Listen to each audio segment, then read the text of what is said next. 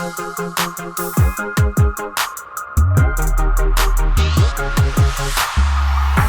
there, Misfits. Welcome to another FAFO. And in this edition, we are getting scary. We're getting crazy. Crazy. Oh, Insane. yeah. Insane. Yes. Well, that's on brand. Yeah, I'm sure a lot of our viewers would agree with that. Yes, exactly. It is Cthulhu Death May Die. Right. Was it Fear of the Unknown? Fear of the Unknown. So That's technically season 4. Three. Season 3. 3. That's right. You know more about all the seasons than I do.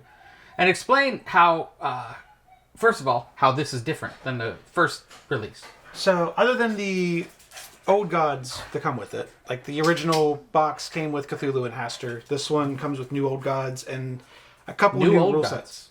New old gods. New old gods. New old gods. So, with this one, they brought in a way to kind of dial in the difficulty. So, I'm not... We're still trying to get a hold of Season 1.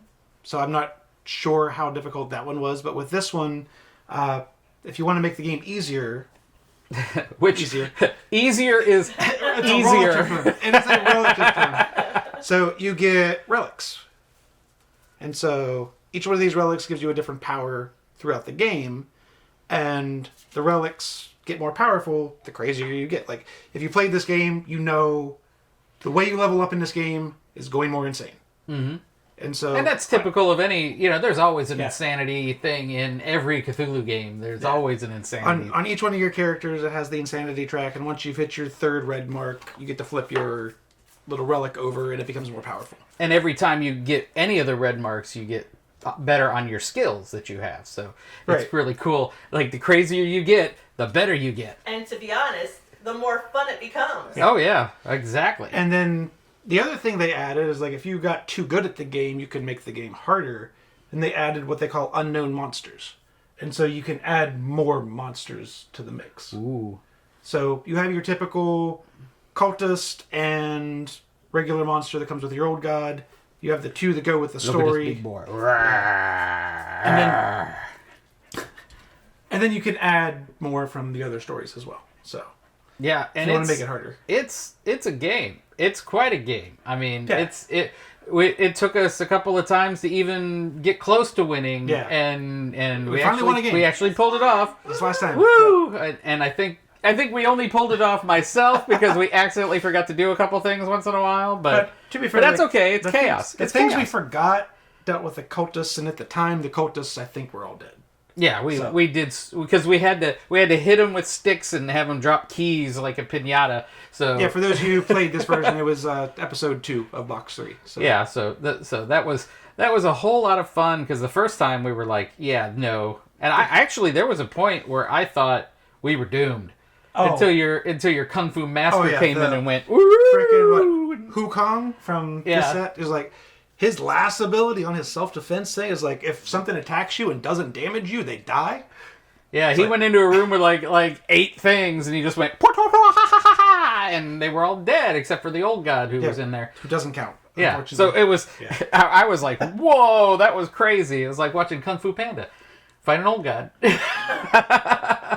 I think Poe could take him. I think so. Yeah. I think maybe. But that was definitely this second game was more fun than the first one. Granted, we were still learning, but it just, things got out of hand in the first game too quickly.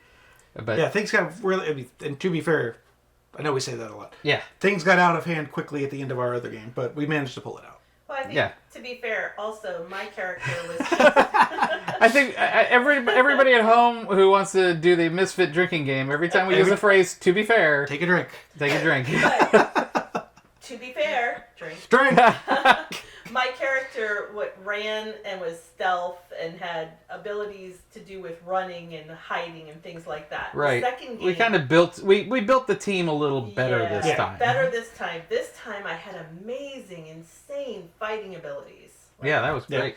Yeah, the arcane mastery thing is really good because it lets the arcane mastery. A pro tip for anybody: make sure you grab that arcane mastery, because that is making elder signs successes. Yeah, is really good. That changes. It adds another side to the game, or to the die roll. You get better results, which in this game results are everything. Yeah.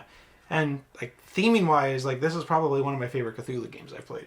Well, I can tell you, as far as, you know, putting your guys out and investigating and trying to do stuff, it's my favorite of all of them. Mine too. Because we've done all those ones, Innsmouth and all that stuff. There's an older game. I know Misfit Chaos was talking about this one. Was it Arkham Horror? Yeah. I like that game a lot, but that game is a lot. Mm-hmm. There's drawing. That game is very heavy in rules. Like there's a lot of rules. It's a lot like this. This I think simplifies it. Yeah, it does. It's very streamlined, but you don't lose any of the gameplay, right? And you don't lose any of the teamwork, and you don't lose it. Just some of the other ones, it was like, you know, walking through mud in some of the rules, and this one does not have that. It's much more streamlined. You know what you're doing. Granted, you might not succeed in what you're doing. You know what you should be doing. But you know, you've got a plan, and like a lot of the other Arkham games or Cthulhu-based games, it's just, you know, trying to push a stone uphill. Yeah. Getting back to just the overall of the game, because we could sit there and talk about how our fun game was. Yeah. I have to say, as far as the game goes, these figs are just amazing. Yeah. I mean, every one of them.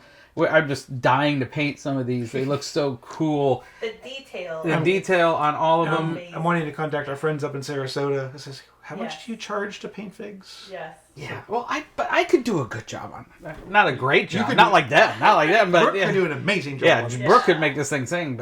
But these figs, I mean, the detail into them, and I mean, this is just crazy. I mean, I'll get you some close-ups of this stuff. Yeah, this, like the D-hole. Yeah, the D-hole guy. Yeah, he was...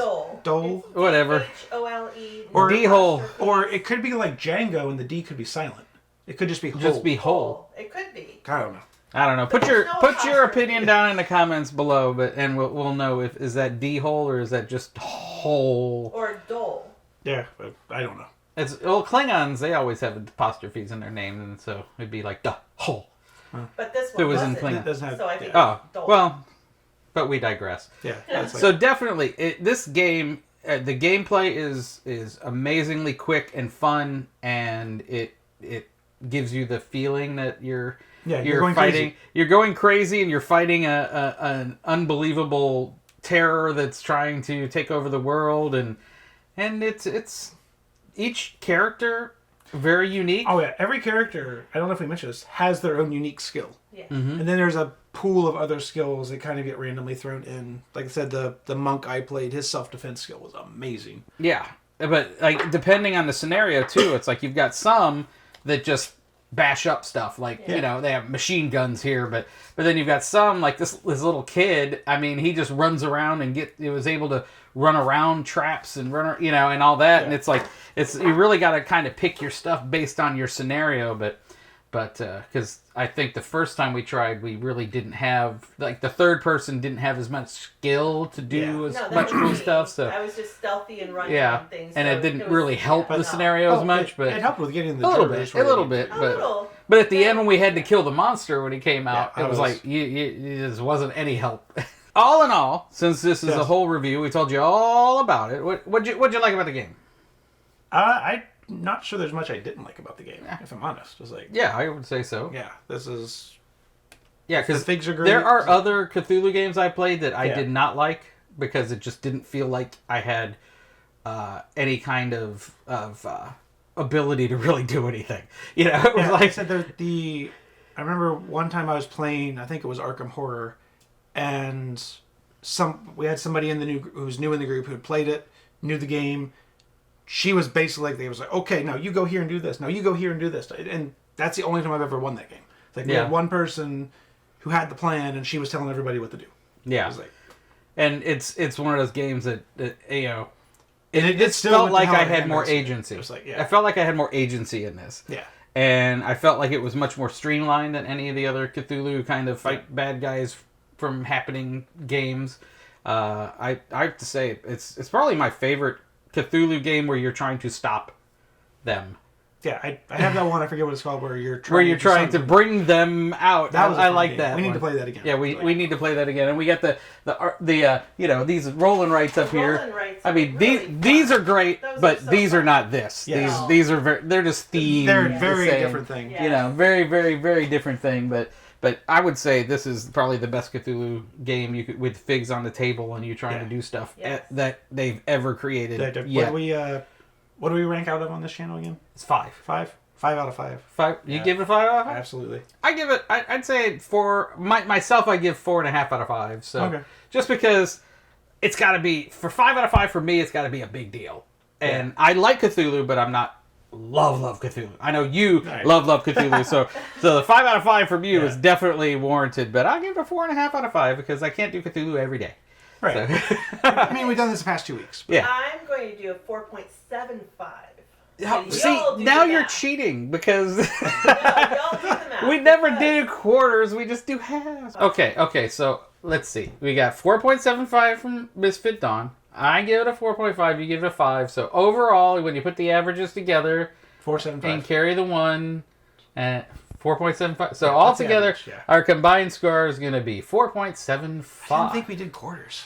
I didn't think we did quarters too, but she doesn't follow the rules. She does her own rules. So I guess it's 4.75. So run out and get this thing. I think from what I hear, and I don't know if it's 100% from other people telling me about the game, that you probably want to get 3 if you're going to get into it now because of the revised rules. But at least for 3, because 2 won't work. Season 2 won't work without Season 1. Yeah, I don't know why. And I don't know why. But so if you're jumping in, probably want to get 3.